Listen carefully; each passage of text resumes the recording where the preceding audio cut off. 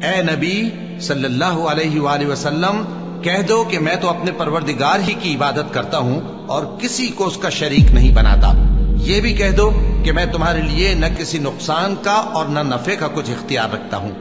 یہ بھی کہہ دو کہ اللہ کے عذاب سے مجھے کوئی پناہ نہیں دے سکتا اور میں اس کے سوا کوئی جائے پناہ نہیں پاؤں گا۔ ہاں، اللہ کی طرف سے احکام کا اور اس کے پیغاموں کا پہنچا دینا ہی میرے ذمہ ہے، اور جو شخص اللہ اور اس کے پیغمبر کی نافرمانی کرے گا تو ایسوں کے لیے جہنم کی آگ ہے،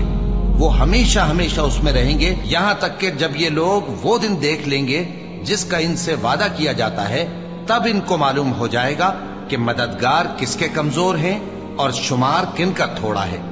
کہہ دو کہ جس دن کا تم سے وعدہ کیا جاتا ہے میں نہیں جانتا کہ وہ عنقریب آنے والا ہے یا میرے پروردگار نے اس کی مدت دراز کر دی ہے۔ وہی غیب کا جاننے والا ہے، سو کسی پر اپنے غیب کو ظاہر نہیں کرتا، ہاں جس پیغمبر کو پسند فرمائے اور اس کو غیب کی باتیں بتا دے تو اس کے آگے اور پیچھے نگہبان مقرر کر دیتا ہے تاکہ معلوم فرمائے کہ انہوں نے اپنے پروردگار کے پیغام پہنچا دیے ہیں، اور یوں تو اس نے ان کی سب چیزوں کا ہر طرف سے احاطہ کر رکھا ہے، اور ایک